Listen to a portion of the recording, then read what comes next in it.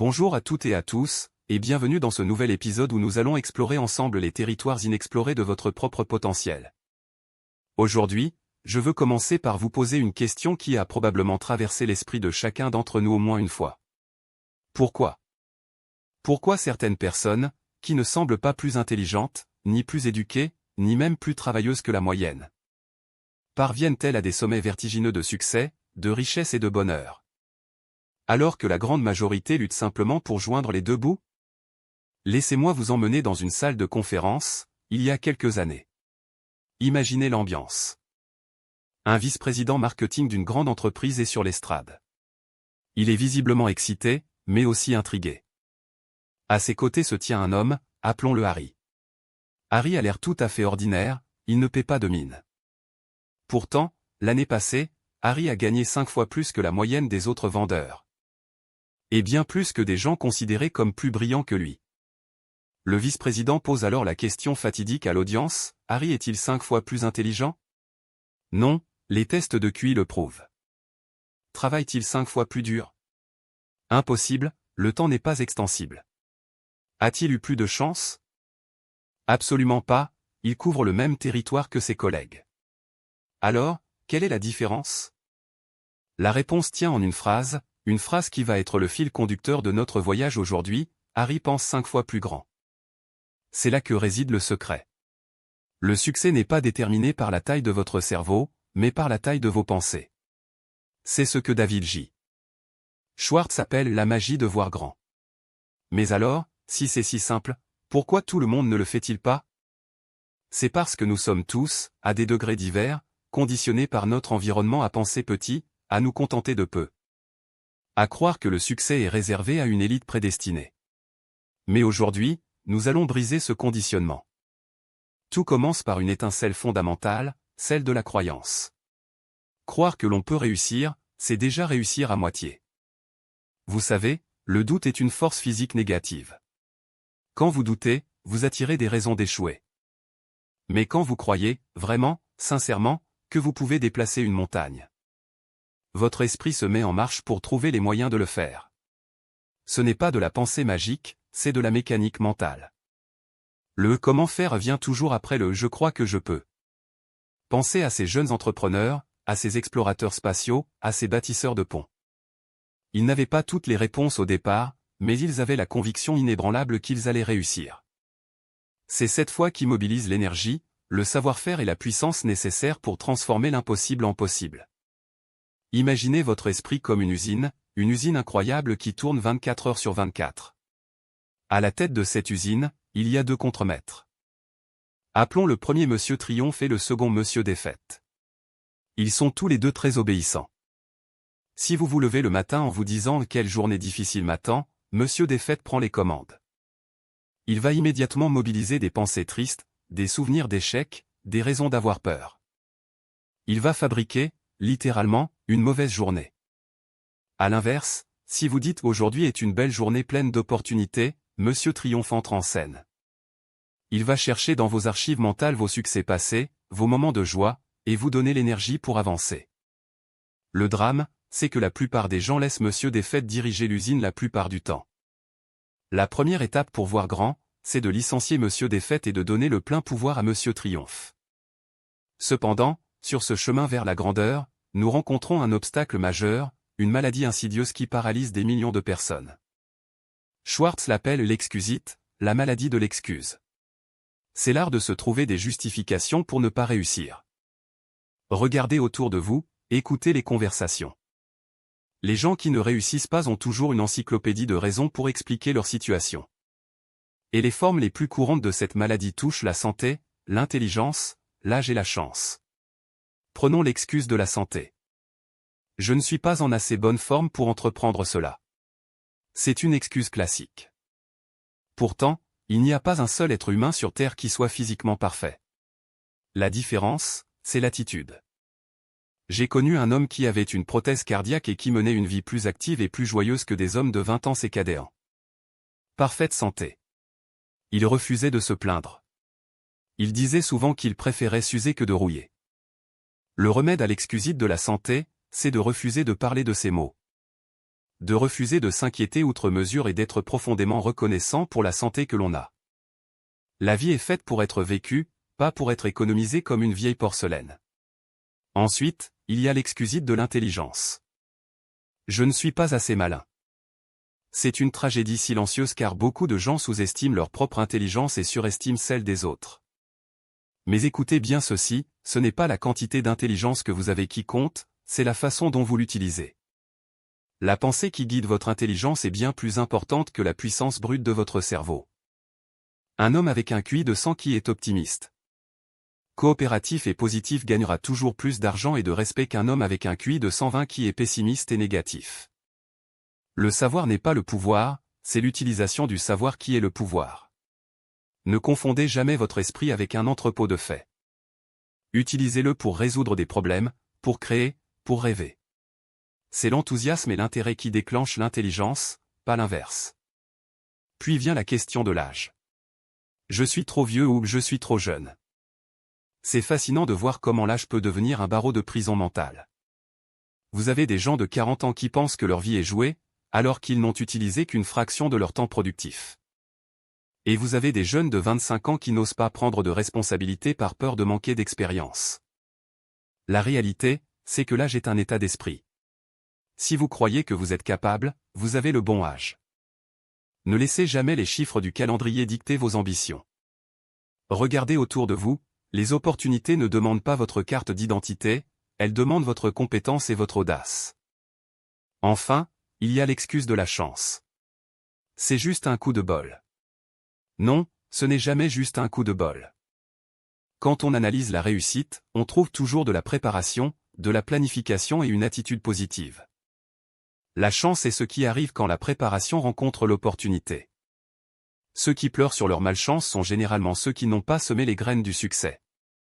Acceptez la loi de cause à effet. Regardez un homme qui a réussi, il n'a pas gagné à la loterie de la vie, il a sculpté son destin.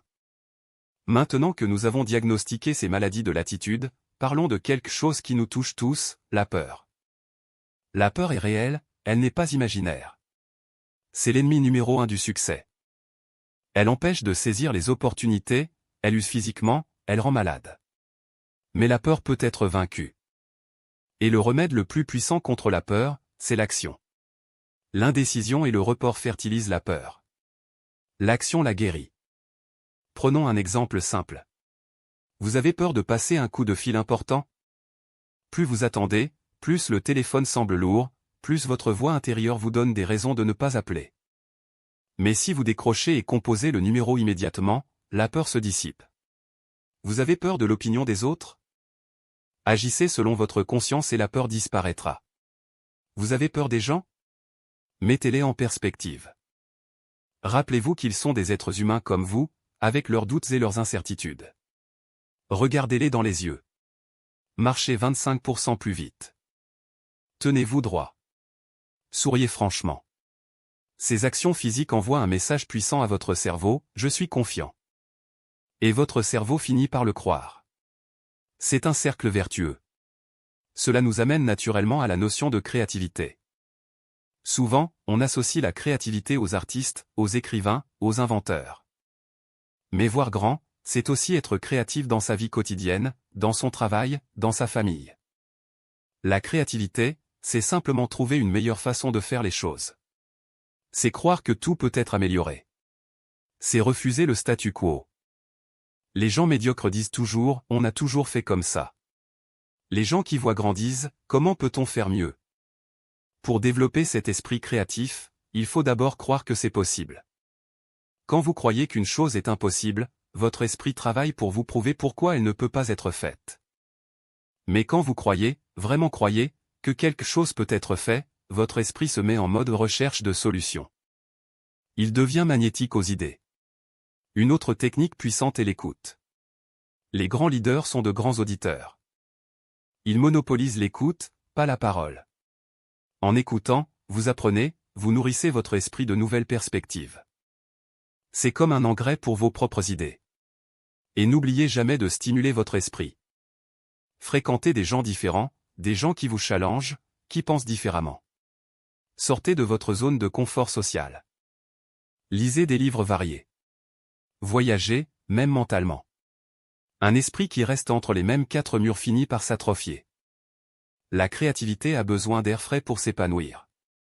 Mais tout cela, toute cette construction mentale, repose sur une fondation cruciale, l'image que vous avez de vous-même.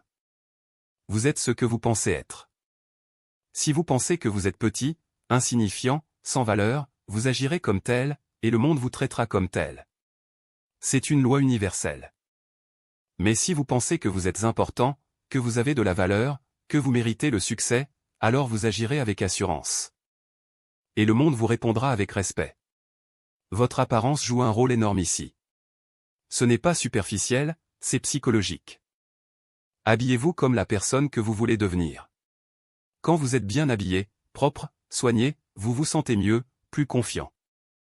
Vous dégagez une aura de respectabilité. Pensez que votre travail est important. Si vous voyez votre job comme une corvée alimentaire, vous ne le ferez jamais avec excellence. Mais si vous voyez votre travail comme une contribution, comme une étape vers quelque chose de plus grand, vous y mettrez une énergie qui sera remarquée. Faites votre propre publicité. Vendez-vous à vous-même. Rappelez-vous vos qualités, vos succès passés. Soyez votre propre coach, pas votre propre critique destructeur. Et n'oublions pas notre environnement. Nous sommes le produit de notre environnement. Si vous restez entouré de gens négatifs, cyniques, qui passent leur temps à dire que ça ne marchera jamais, vous finirez par les croire. C'est inévitable. Il faut avoir le courage de s'éloigner des briseurs de rêves. Fréquentez des gens qui voient grand, des gens qui ont des projets, des gens qui sont orientés vers l'avenir. L'environnement, c'est comme la nourriture de l'esprit. Si vous mangez de la nourriture avariée, vous tombez malade. Si vous nourrissez votre esprit de pensées mesquines et de commérages, votre esprit tombe malade. Choisissez la qualité. Choisissez l'optimisme. Choisissez la grandeur. Maintenant, parlons des relations humaines, car aucun succès n'est solitaire. Pour réussir, vous avez besoin des autres. Et pour obtenir le soutien des autres, vous devez avoir la bonne attitude envers eux. La règle d'or est simple, traitez les autres comme des personnes importantes, car elles le sont. Chaque être humain, du PDG au concierge, a besoin de se sentir important, reconnu, apprécié. C'est une soif universelle. Appelez les gens par leur nom.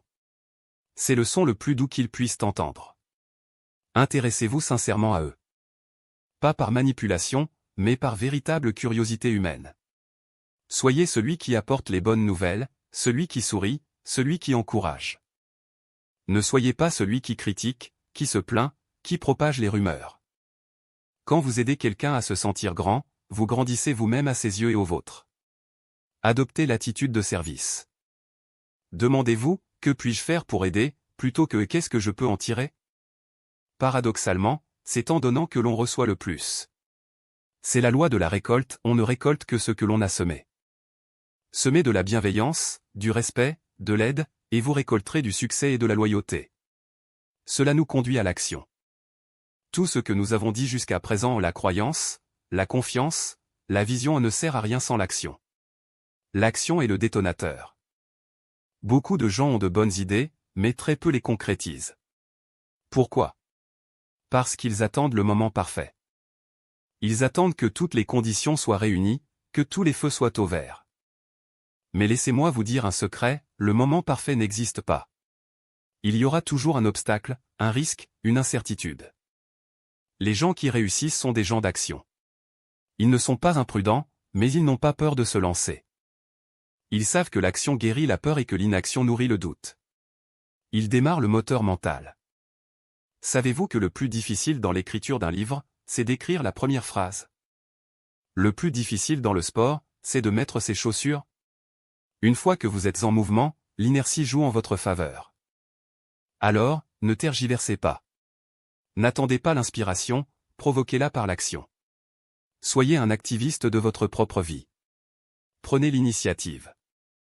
Soyez celui qui lève la main, celui qui se porte volontaire, celui qui fait le premier pas. Et bien sûr, sur ce chemin de l'action, vous rencontrerez l'échec. C'est inévitable. Mais voici la différence fondamentale entre ceux qui voient grand et les autres, la manière de gérer la défaite. Pour celui qui voit petit, l'échec est une fin, une preuve de son incompétence. Pour celui qui voit grand, l'échec est une leçon, une étape, un détour temporaire. Quand vous tombez, ne restez pas à terre à vous lamenter. Analysez ce qui s'est passé. Qu'est-ce qui n'a pas fonctionné? Que pouvez-vous apprendre de cette expérience? Comment pouvez-vous faire mieux la prochaine fois? Transformez l'échec en opportunité. Soyez votre propre critique constructif. Ne blâmez pas la chance, ne blâmez pas les autres. Prenez la responsabilité et avancez. Il y a toujours un côté positif, même dans les situations les plus sombres, si vous avez la volonté de le chercher. La persévérance couplée à l'expérimentation est la clé. Si une porte est fermée, essayez la fenêtre. Si la fenêtre est bloquée, passez par la cheminée. Mais n'abandonnez jamais votre vision. Enfin, pour que tout cela ait un sens, il faut une direction. Il faut des objectifs. Un homme sans objectif est comme un navire sans gouvernail, il dérive au gré des courants et finit souvent par s'échouer. Avoir un but, c'est donner un sens à son énergie. C'est canaliser sa puissance. Fixez-vous des objectifs clairs. Où voulez-vous être dans 10 ans? Dans 5 ans? Le mois prochain? Ne soyez pas vague. Ne dites pas « je veux être riche », dites « je veux gagner tel montant d'ici telle date ». Ne dites pas « je veux un meilleur travail », définissez exactement ce qu'est ce travail. Quand vous avez une image claire de votre destination, votre subconscient travaille pour vous, même quand vous dormez. Il vous guide, vous alerte des opportunités, vous aide à prendre les bonnes décisions. Et n'ayez pas peur de viser haut. Il ne faut pas plus d'énergie pour rêver grand que pour rêver petit. Mais les résultats sont infiniment différents. Rappelez-vous l'histoire du vendeur qui a décidé de doubler ses objectifs et qui, par miracle, a trouvé l'énergie et les moyens de les atteindre. Votre capacité s'étend pour répondre à vos exigences. Si vous exigez peu de vous-même, vous resterez petit. Si vous exigez beaucoup, vous grandirez. Planifiez votre succès. Investissez en vous-même, dans votre éducation, dans votre développement. C'est le meilleur investissement que vous puissiez faire. Et soyez flexible. Si une route est barrée, prenez une déviation, mais ne perdez jamais de vue votre destination finale. Avancez pas à pas. On ne construit pas un château en un jour, mais on pose une brique après l'autre. Chaque jour est une occasion de faire un pas de plus vers votre rêve. Pour conclure ce voyage, je voudrais vous inviter à penser comme un leader. Même si vous n'avez personne sous vos ordres aujourd'hui, vous êtes le leader de votre propre vie. Un leader ne se contente pas de suivre le troupeau. Il prend du recul. Il prend le temps de penser seul, dans le silence, pour clarifier sa vision. Il cherche toujours à progresser, à améliorer les choses, à élever les standards. Il traite les gens avec humanité et respect, car il sait que sa grandeur dépend de celle des autres. Alors, dès aujourd'hui, commencez à appliquer ces principes. Surveillez vos pensées, car elles deviennent vos paroles. Surveillez vos paroles, car elles deviennent vos actions. Surveillez vos actions, car elles deviennent vos habitudes. Et surveillez vos habitudes, car elles deviennent votre caractère. Et votre caractère, c'est votre destin. Ne vous contentez pas de la médiocrité. Le monde est rempli de gens qui ont abandonné leurs rêves, qui se sont laissés convaincre qu'ils n'étaient pas assez bons, pas assez chanceux. Ne soyez pas l'un d'eux. Vous avez en vous un potentiel immense, une magie qui ne demande qu'à être libérée. La magie de voir grand. Croyez en vous, croyez en votre avenir, et agissez avec audace. Rappelez-vous, vous êtes plus grand que vous ne le pensez. Le succès n'est pas une destination lointaine réservée à d'autres. C'est un choix que vous faites à chaque instant, à chaque pensée. Choisissez de voir grand. Choisissez de croire. Choisissez d'agir. Et regardez votre vie se transformer, jour après jour, en ce chef-d'œuvre qu'elle est destinée à être. Merci de m'avoir écouté, et maintenant, c'est à vous de jouer. Allez-y, et voyez grand.